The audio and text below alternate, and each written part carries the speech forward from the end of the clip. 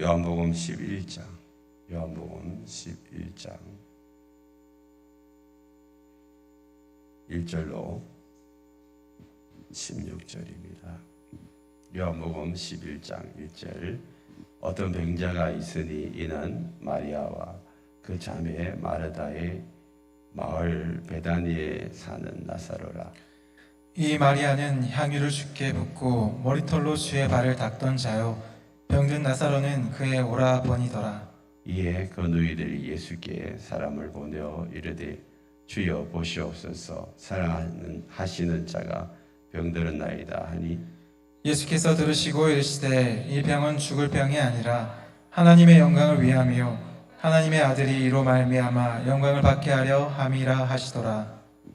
예수께서 본래 마르다와 그 동생과 나사로를 사랑하시더니 나사로가 병들었다 함을 들으시고 그 계시던 곳에 이틀을 더 유하시고 그 후에 제자들에게 이르시되 유대로 다시 가자 하시니 제자들이 말하되 라비여, 방금도 유대인들이 돌로 치려 하였는데 또 그리로 가시려 하나이까?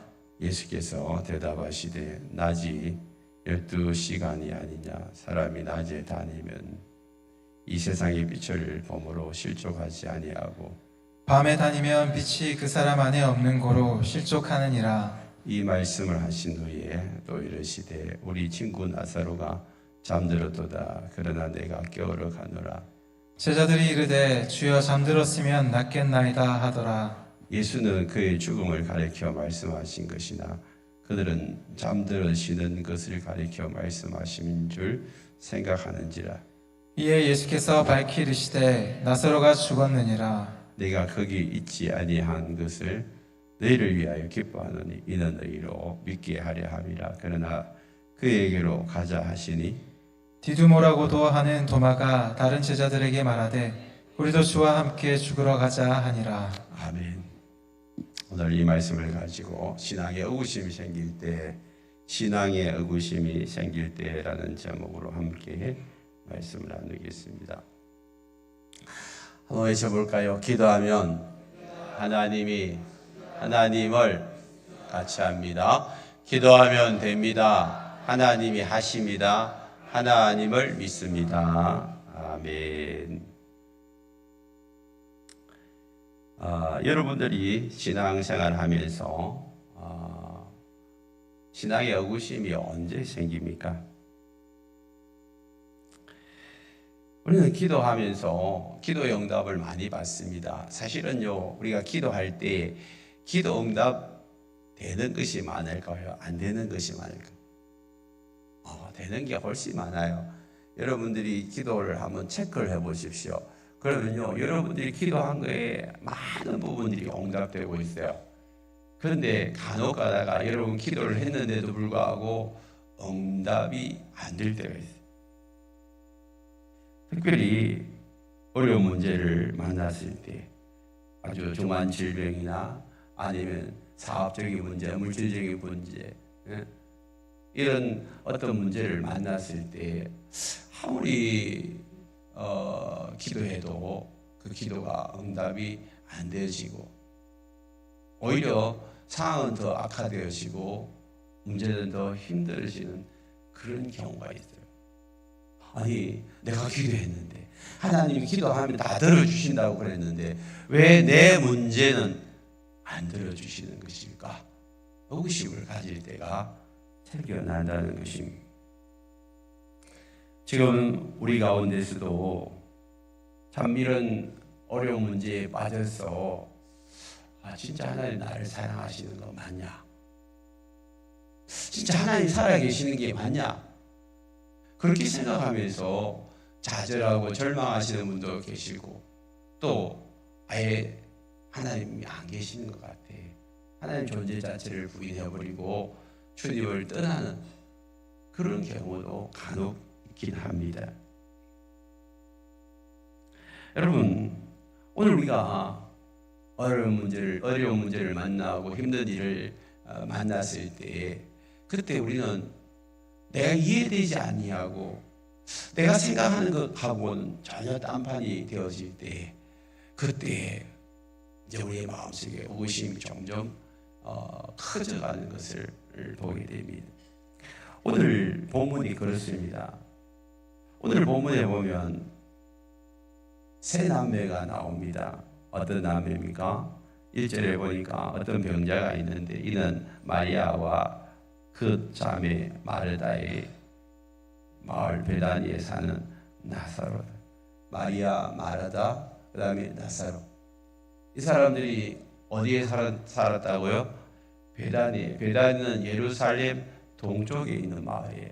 한 2마일 정도 떨어져 있는데 예수님은 예루살렘에 늘 가실 때 예루살렘에서 기도 안 하시고 항상 이 베다니에 와서 이 마르다, 마리아, 그다음 이 나사로가 있는 이 집에 머무시는 것을 좋아하셨습니다. 그래서 항상 예루살렘에 가면 이 집이 이제 예수님의 기거처가 되어지는 거죠. 항상 그들은 너무 예수님을 잘 섬겼어요. 편안하게 모시고. 그러니까 친형제 자매처럼 그렇게 서로 사랑하는 그런 관계가 되어졌습니다. 5절 말씀을 보면 예수께서 본래 마르다와 그 동생과 나사로를 뭐 했다고요? 사랑했대요. 이게 서로 사랑하는 그런 관계였습니다. 그런데 갑자기 이 나사로에게서 죽을 병이 든 거예요.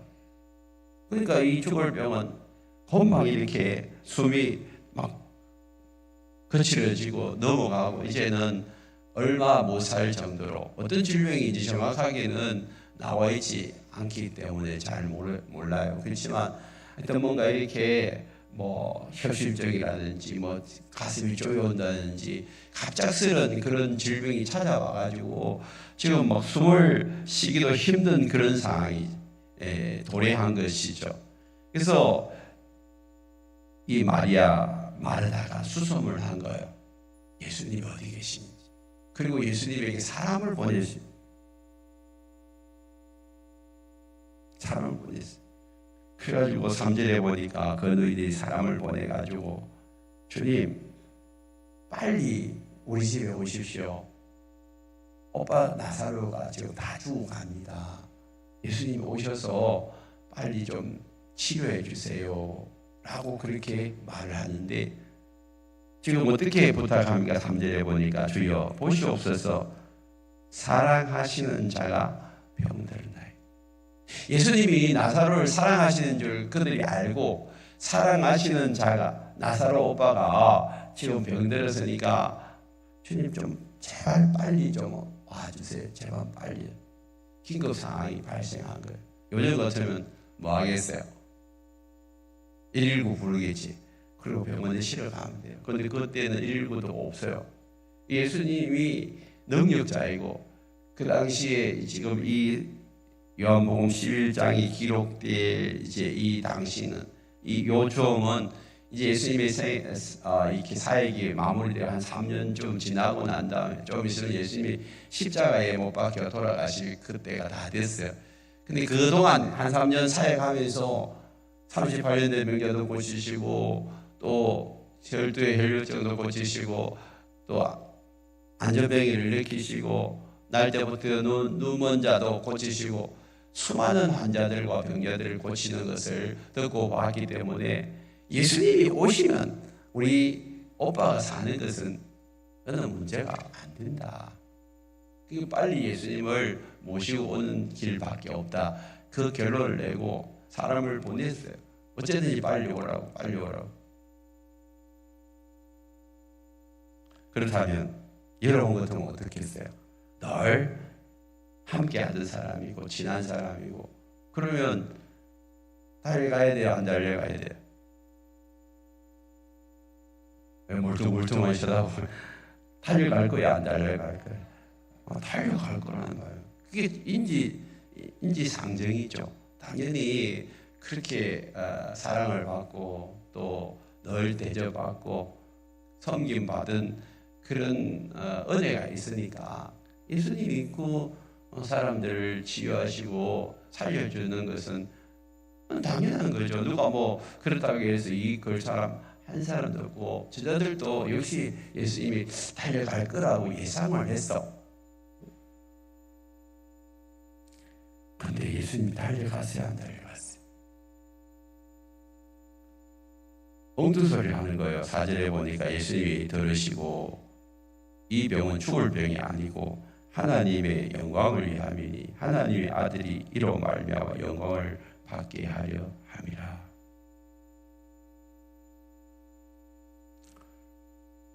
이 병은 죽을 병이에요, 안 죽을 병이에요? 예수님이 진단을 해버려요. 이 병은 죽을 병이 아니다. 그렇게 하니까 예수님의 제자들이 예수님이 그렇게 말씀하시니까 아이고 뭐 좀 쉬고 나면 이제 그냥 괜찮아지겠다.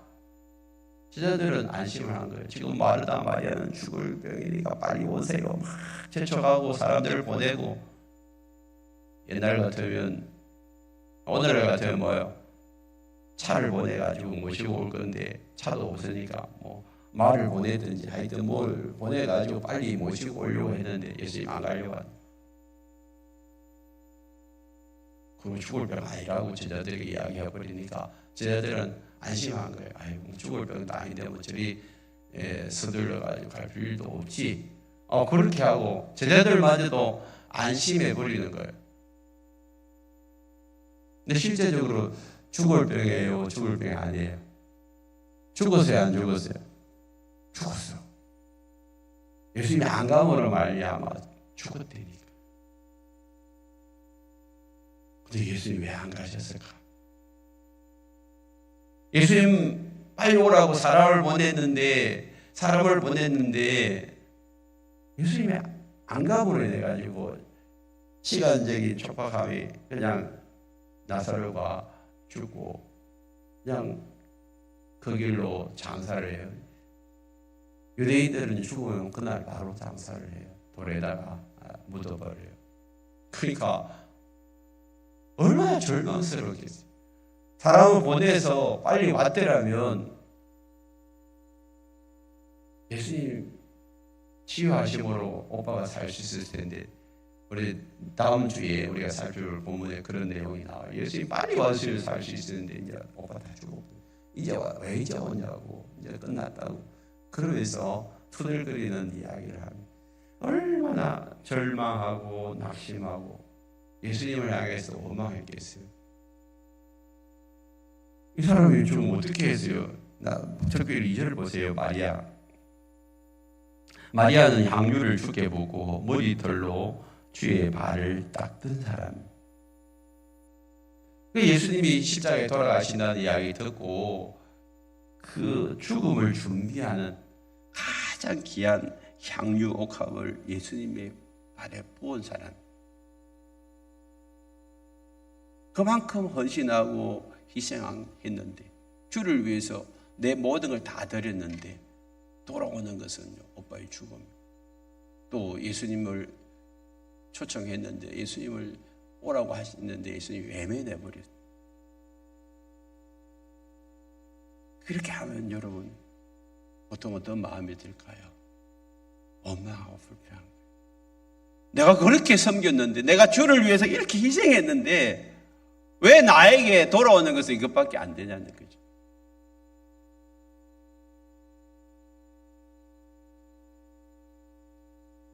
누가 이 가정을 특별 대우한다고 해서 비아냥거릴 사람 한 사람도 없어요.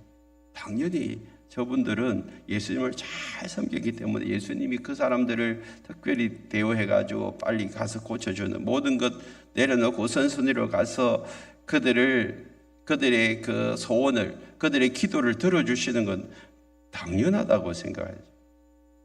근데 예수님은 서둘지 않았어요. 서둘지 않았어요. 오히려 나사로가 죽을 때까지 기다리고 있는 거예요. 6절을 보세요. 나사로가 병들었다함을 들으시고 어떻게 해요? 그 계시던 곳에 이틀을 더 유하신. 당장이라도 달려가서 빨리 치유해 주시고 회복시켜 주셔야 되는데 이틀을 더 지체를 했다. 여러분, 예수님은 병든 자들, 약한 자들을 돌보시고 치유하시는 사랑의 하나님이라고 하잖아요. 하나님은 사랑이라고 말하고 예수님도 사랑의 그런 참 대명사인데 어떻게 이렇게 외면하시고 그들의 간절한 소망과 기도를 무시해버리는 거예요. 철저히 무시해버려요.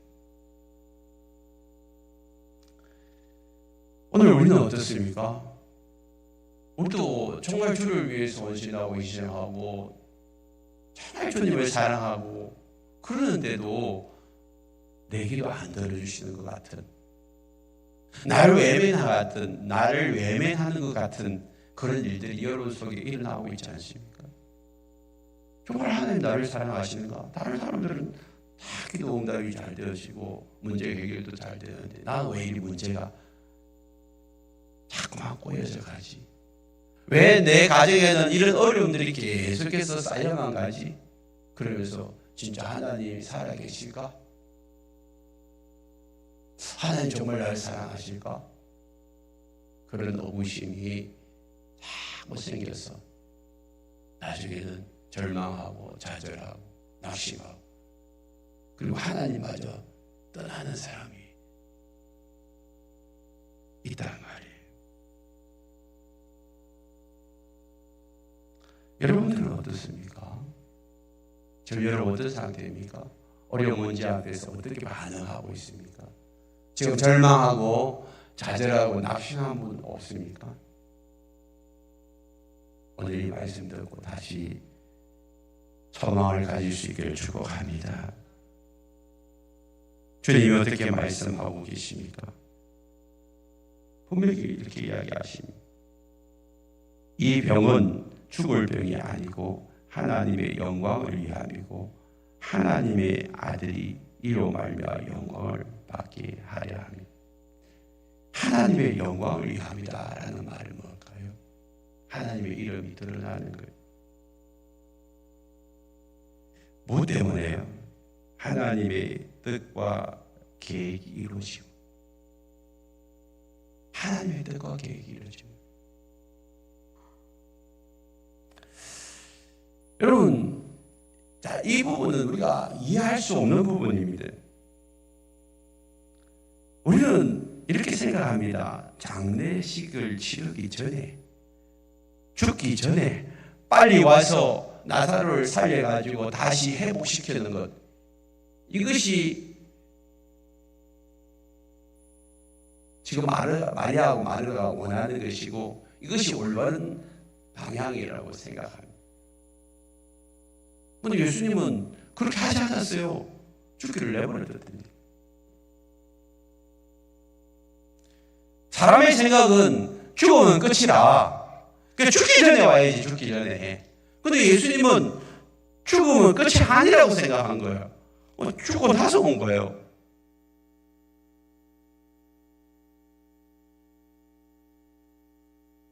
여러분은 어떻게 생각하세요?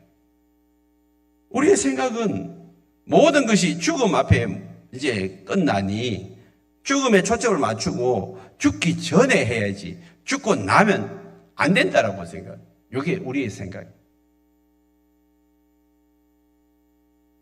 죽고 나면 절망하고 좌절하고 낙심하고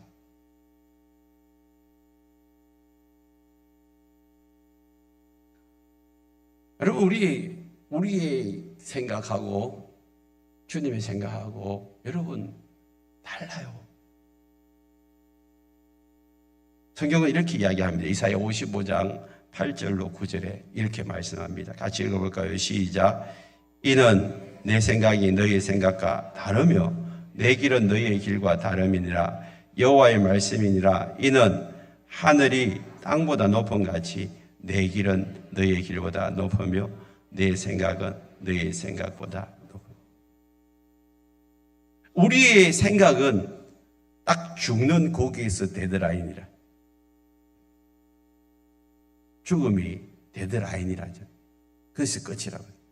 그런데 예수님은요, 죽음 그 너머도 예수님의 라인이 쳐져 있는 거예요.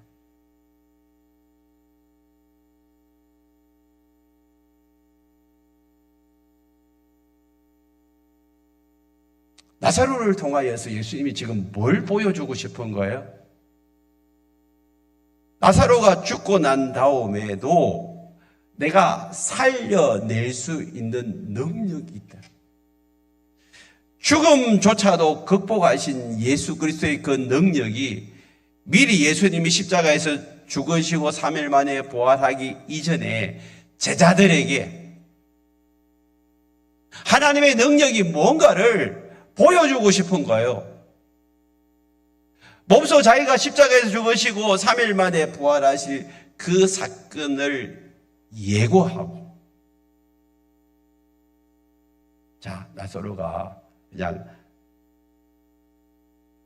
죽었다가 끝나는 것이 아니고 다시 살아나는 것을 예수님은 보여주고 싶은 거예요.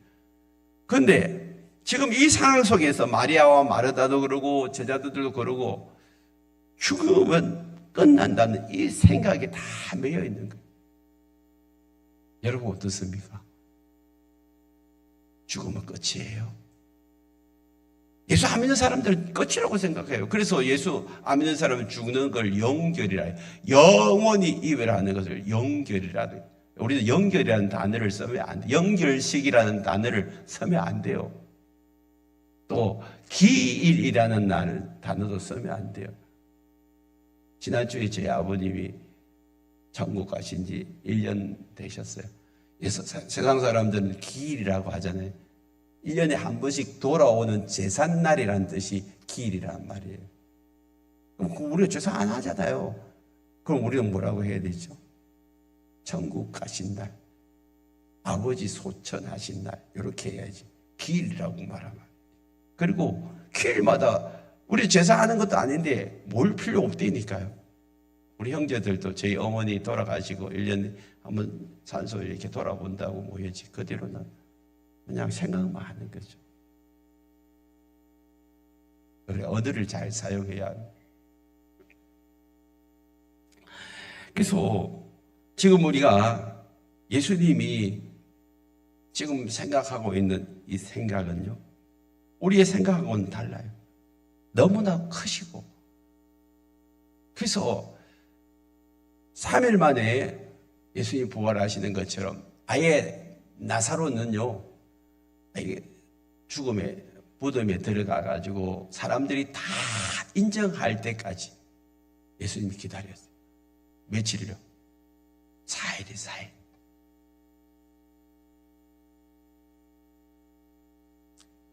4일을 기다리고 그 자리에 등장하게 되잖아요.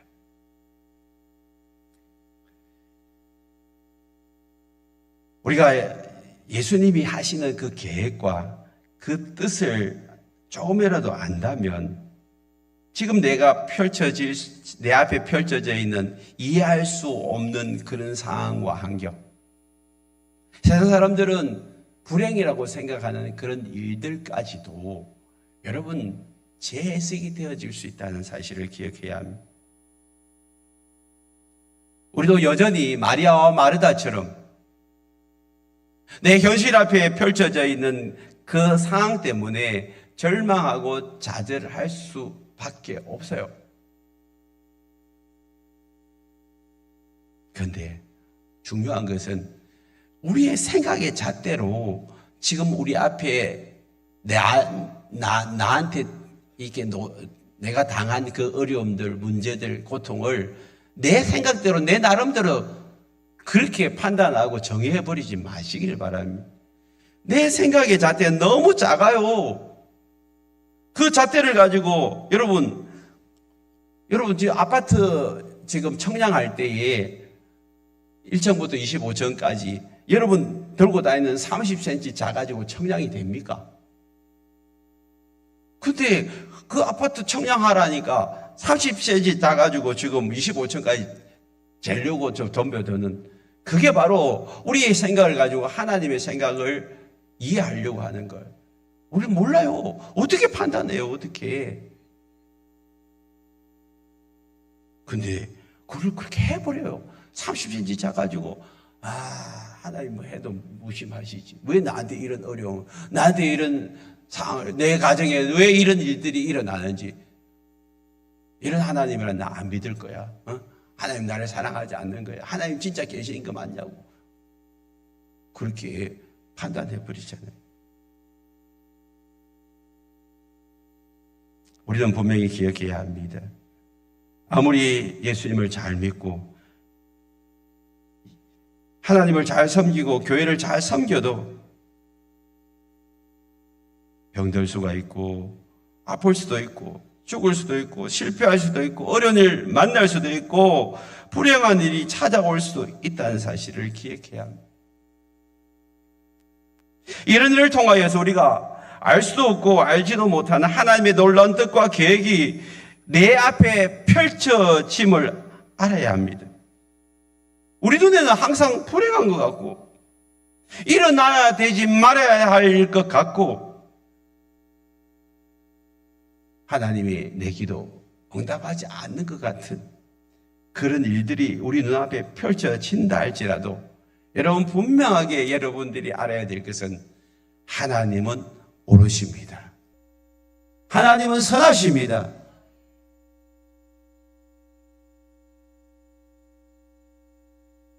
이 사실을 믿어야 돼요. 짐 엘리엇이라는 미국 선교사가 있었습니다. 젊은 나이에 에콰도르에 선교 갔습니다. 결혼하고 아이가 막 이제 생기고 그런 때에 그가 에콰도르에 가서 선교를 시작했는데 선교를 시작하다가 아오카족이라는 족들을 이제 알게 됩니다. 그 족은요 아주 그냥 식인종 사람들을 그냥 살해하기를 이렇게 어렵지 않게 그냥 쉽게 사람들을 죽이는 그런 족속이 밀림 속에 들어가게 되죠. 복음을 전하기 위해서 경비행기를 타고 그 부족이 있는 곳에 내리자마자 그와 함께한 선교사님의 분이 바로 살해를 당하게 되죠.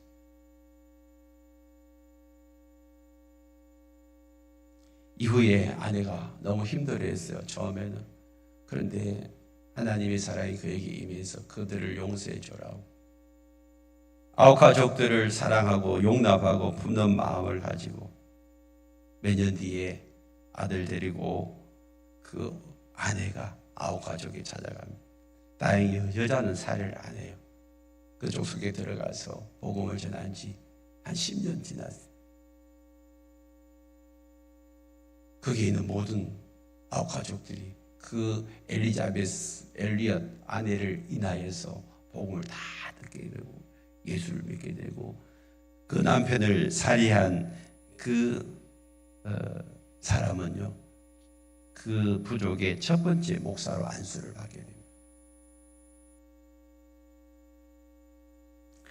만약에 엘리자베스 엘리엇이 하나님 우리 남편이 선교하러 갔는데 좀 지켜주시고 보호해줘야지. 그냥 내리자마자 복음 한마디 그들에게 전하지 못하고 바로 거기서 다 죽임을 당하다니. 무슨 말입니까? 왜 선교를 당해야 되는지 이해를 못하고 원망하고 좌절하고 절망했다면 어떻게 됐을까요?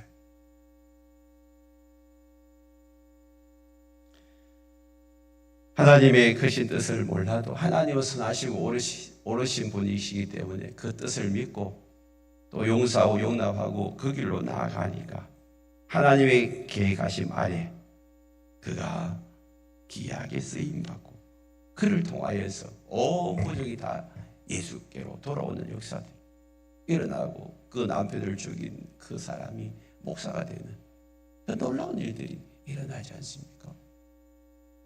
우리 하나님의 뜻과 계획은 우리는 알 수가 없어요.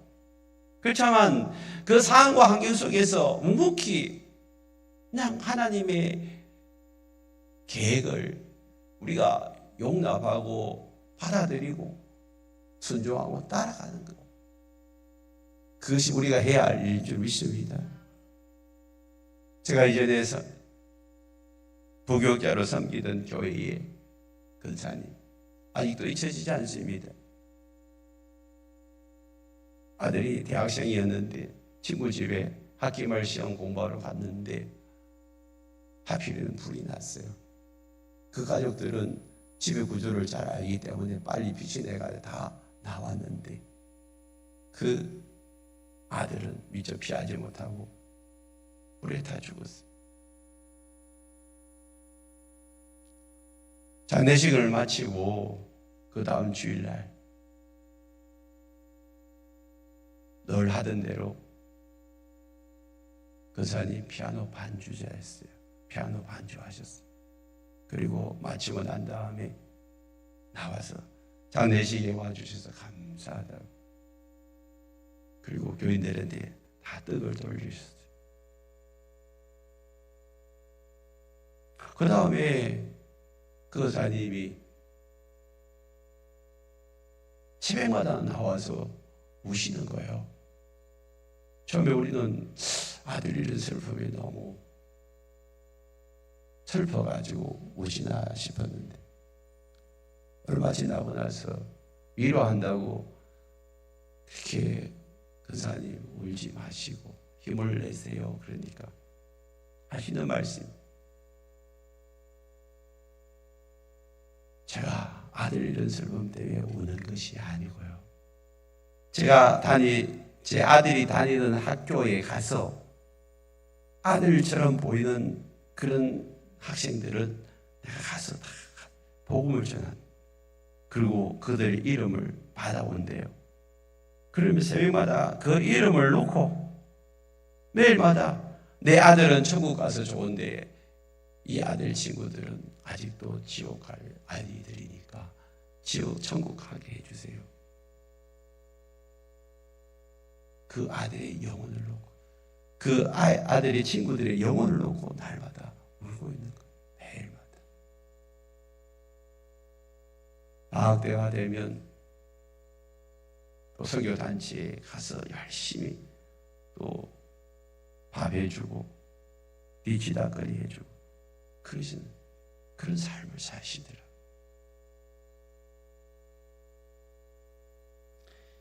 여러분, 하나님이 하시는 일은요, 우리가 몰라요.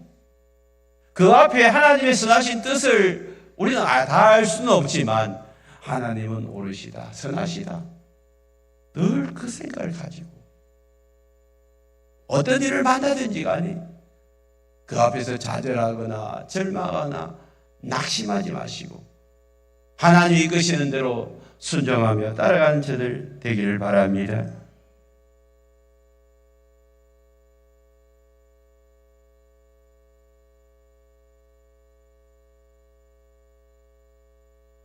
나사로가 병들었다는 이야기를 듣고 이제 예수님이 한 이틀 더 머무시다가 7절에 보니까 제자들에게 이제 다시 가자 그랬어요.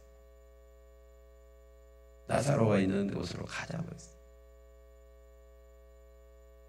제자들이 의아하잖아요. 예수님, 그곳에 가면 우리 돌 맞아 죽는데 도망 나왔잖아요. 근데 또 돌 맞아 죽으면 어떡해요? 그러니까 예수님이 우리 나사로 잠들었는데 그 깨우러 가자 그랬어요. 제자들은 진짜 나사로가 죽은지 아직도 몰라요. 예수님은 알았어요. 근데 잠자고 있는 이 나사로를 깨우러 가자. 그것도 이해가 안 되죠. 그냥 푹 자면 낫는데 뭘 또 깨우러 가시냐고. 제자들이 이렇게 이야기합니다. 주여, 잠들었으면 이제 그가 낫겠나이다.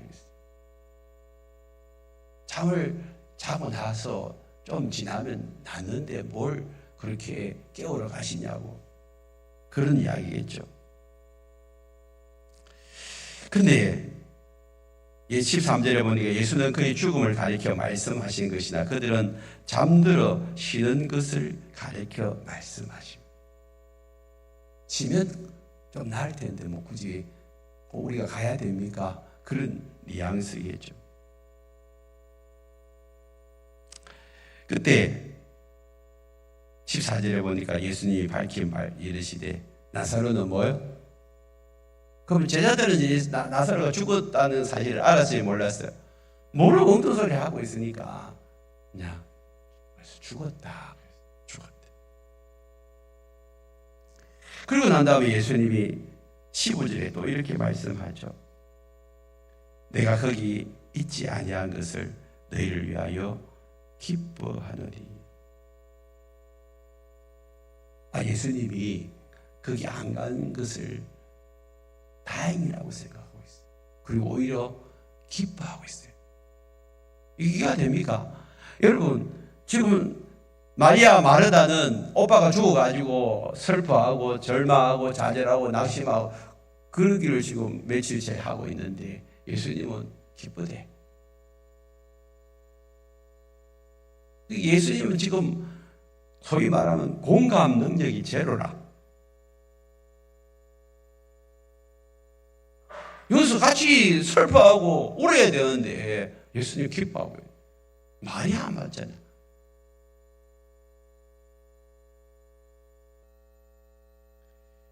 왜 예수님은 이렇게 말씀하십니까? 이는 너희로 망하게 하기 위해서 믿게 하려 함이라. 하나님은 예수님은 지금 뭔가 대단한 계획을 가지고 있단 말이에요. 플랜을 가지고 있는데 그 플랜을 제자들도 모르니까 지금 뭔 소리 하는지 지금 사실은 잘 몰라. 마르다 마리아는 예수님이 플랜을 가지고 계획을 가지고 천천히 가셨는데 그것도 모르니까 예수님 이제 다음 주 제가 살펴보겠는데 예수님 만나자마자 원망을 쏟았는데 왜 이제 오냐고 그렇게 빨리 보낸 사람을 보냈는데 이게 왜 오냐고 그냥 원망하고 있죠. 우리 하나님이 우리를 통하여서 우리 가정에 또 우리 자신에게 하나님이 하실 그 놀라운 플랜을 잘 모르니까 우리 입에서 자꾸 원망이 들죠. 상황 때문에, 환경 때문에, 사람 때문에, 어려움 때문에, 문제 때문에 자꾸만 불평이 나오는 거예요. 아니 예수를 믿고 난 다음에 모든 것이 잘 풀리는 게 아니에요. 갑자기 예수를 믿고 난 사업 안 되는 사람이 사업이 돼가지고 10배 수익이 일어나고 그냥 예수 안 믿는 사람이 예수 믿고 난 다음에 모든 질병이 다 떠나가고 그런 거 아니라니까요. 근데 자꾸만 그런 걸 바라보고 예수 믿는데 왜 이렇게 일이 안 되냐? 예수 믿는데 왜 이렇게 어려움이 오냐? 예수 믿는데도 달라지는 게 없네. 그런 생각을 하고 있잖아요. 물론 하나님의 은혜로 치유하고 회복되어지고 풀어지는 사람도 있어요. 그런데 다 그런 게 아니라니까.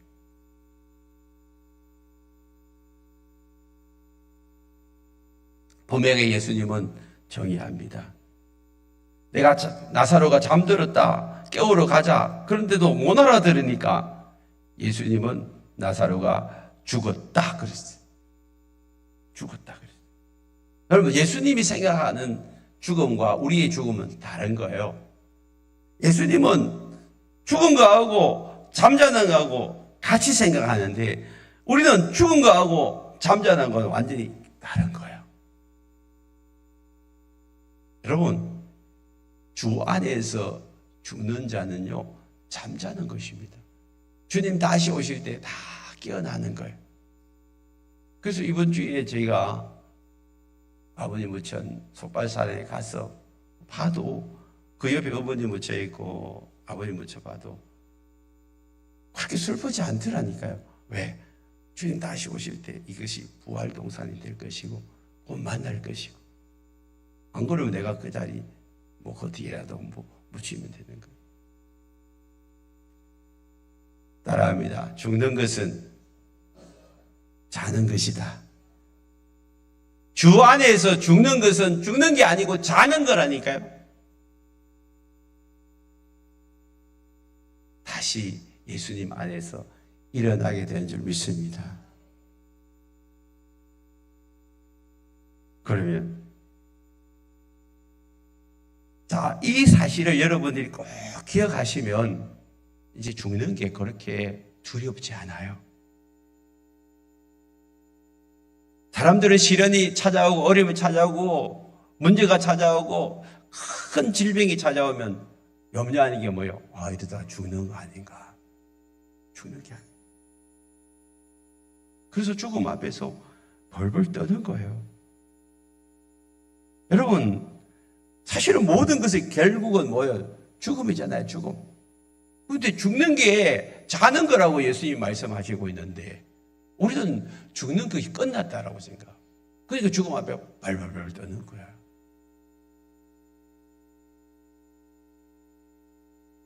주님은 우리에게 이렇게 말씀하십니다. 히브리서 2장 14절 15절에 보면 자녀들은 혈과 육에 속하였으므로 육신을 가지고 있기 때문에 같은 모양으로 예수님이 육신을 입고 오셨는데 왜 오셨냐면 죽음을 통하여서 죽음의 세력을 잡고 있는 마귀를 멸한, 이 죽음이라는 것을 딱 잡고 있는 세력이 뭐예요? 마귀라, 마귀. 그래서 야, 네 까불면 죽인다. 깡패들이 그러잖아요. 네 까불면 죽는다고. 그런데 죽기를 무서워함으로 한평생 매여 종노를 하는, 야, 안 죽으면 끝나지, 안 되지. 그래서 죽음 앞에서 벌벌 떨고 있는 이 사람들을 어떻게 해요? 놓아주려. 죽는 것은 뭐라고요? 자는 거라니까요. 그래서 예수님의 제자들은요, 이 말씀 앞에서 이제는 죽은 나사로가 살아나고 예수님 살아난 걸 보고 난 다음에 야, 죽는 게 자는 거 맞네. 그래서 그들도요, 이제는 복음 전하다가 여러분 죽음 앞에 죽으려면 죽어라, 죽여라 그러면서 큰 소리 치다가 다 순교 당했잖아요. 죽는 것을 두려워하지 않았어요. 여러분 기독교 역사를 보십시오. 수많은 사람들이 예수 전하다가 죽었어요. 로마 국교가 되기 전까지. 디오클라이누스가 303년부터 308년 동안 최고로 기독교를 핍박했는데요. 예수 믿는다라고 말하면 무조건 사형이라. 네 예수 믿냐? 예수 믿다. 그럼 네 사형.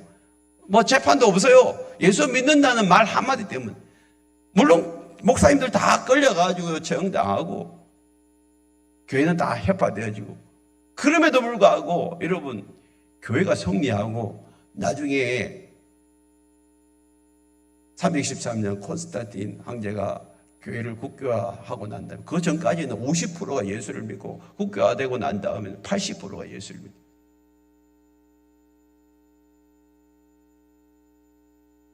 여러분 이게 기독교란 말이에요. 이게 기독교. 예수 앞에 죽음조차도 어쩔 수 없이 물러가는, 죽음 앞에서도 담대해질 수 있는 그 믿음, 그 믿음을 가진 사람들이 예수 믿는 사람이요 그리스도인 줄 믿습니다. 그러므로 오늘 우리가 이제 어떤 시련 앞에 어떻게 해야 됩니까? 야고보서 1장 2절 4절 2절로 4절에 보면 형제들아 너희가 여러 가지 시험을 당하거든 온전히 기쁘게. 이 야고보는 예수님의 동생 야고보는 시련을 당하고 어려움을 당하면 여러분 기쁨이 찾아오나요? 슬픔이 찾아오나요? 힘들어요? 좋아요? 힘들잖아. 그런데도 예수님처럼 나사로 죽음 앞에서 내가 기뻐한다라고 말하는 것처럼 예수님의 동생 야고보도 시련 당하거든 기뻐해라 그랬어요. 우리의 감정을 뛰어넘는 것입니다. 우리의 생각을 뛰어넘는 것입니다. 왜? 너희 믿음의 시련이 인내를 만들어내고 이 인내를 온전히 이루면 너희가 온전하여 구비하여 조금도 부족함이 없다. 이 말은 예수님 닮아가는 사람 된단 말이에요. 네가 예수님처럼 된다는 거죠. 예수님처럼.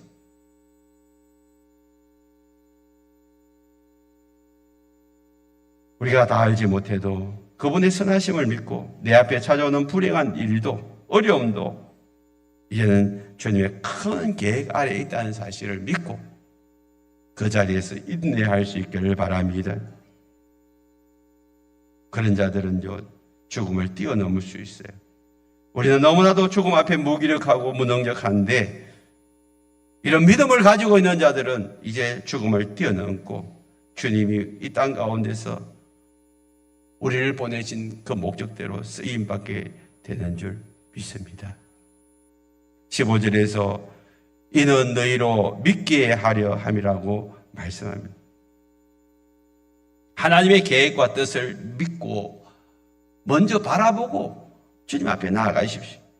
4차원, 5차원, 6차원의 그 계획을 우리가 어떻게 알겠어요? 우리 눈에 보이는 3차원의 세계에 사는 우리가 어떻게 알겠어요? 그냥 다 이해할 수 없어도 하나님의 선하심을 믿고 하나님이 행하시는 그 뜻과 계획 아래에 내가 있음을 인정하고 그냥 하나님의 주권을 받아주십시오. 내 생각하고 달라도 하나님의 생각이 크시기 때문에 그걸 그냥 인정하고 받고 순종하며 나아가십시오. 그러면 하나님이 내 삶 속에서 하나님의 뜻과 계획, 놀라운 일들을 우리를 통하여 펼쳐갈 줄 믿습니다. 우리는 지난날에 당하는 그런 어려움들을 놓고 시련이 찾아오고 불행이 찾아온 것을 놓고 후회하고 원망해봐야 아무 소용이 없습니다. 여러분, 현재를 행복하게 살려면요, 기대와 설레임이 있어야 합니다. 그런데 과거를 놓고 우리가 원망하고 불평하면 기대와 설레임 다 사라지는 것입니다. 행복은 언제 오느냐? 기대하고 설레일 때. 여행을 여러분 할 때 기대와 설레임이 있잖아요. 언제 제일 행복하죠? 가기 전에요. 여행은 가기 전에 제일 행복해요. 갔다 오면요, 별거 없네. 기대와 설렘이 사라집니다. 기대와 설렘, 주를 만나는 기대와 설렘, 주님이 내 삶 속에서 어떤 일을 행하실까, 이런 어려움 속에서 어떤 하나님의 계획과 뜻이 있을까, 여러분 기대와 설렘을 가질 때 그때가 행복한 거예요. 그럼 지금 어떤 어려움을 당하고 불행한 일을 당하더라도 주님의 큰 계획 아래 있음을 믿고 여러분 그 계획을 바라보시고 여러분 기대하시길 바랍니다. 그리고 우리 속에서도요 다시 기쁨이 올라오고요 즐거움이 올라오고 행복이 우리의 삶 속에서 올라오게 되는 줄 믿습니다.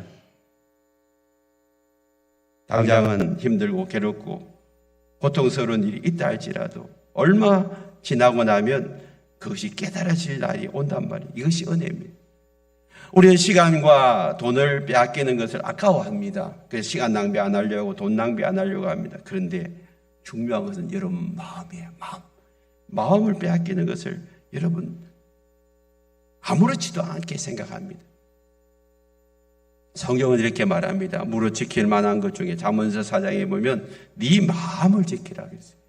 생명의 권에서 이에서 난다고 했는데 우리는 마음 에너지를 너무 낭비합니다. 과거를 돌아보면서 후회하는 것, 마음 에너지를 낭비하는 거예요. 미래를 바라보면서 염려하는 것, 마음 에너지를 낭비하는 것입니다. 더 이상 후회도 하지 말고 염려도 하지 말고 지금 나에게 주어진 이 시간 속에서 하나님이 행하실 일들을 기대하면서 마음 에너지를 쌓아가는 자가 되기를 바랍니다. 그런 자들이 행복을 누리는 자들이에요. 하나님이 어떤 상황 속에서도 우리 모두가 행복을 누리기를 원하고 계세요. 그런 은혜를 누리는 자들 되기를 축복합니다.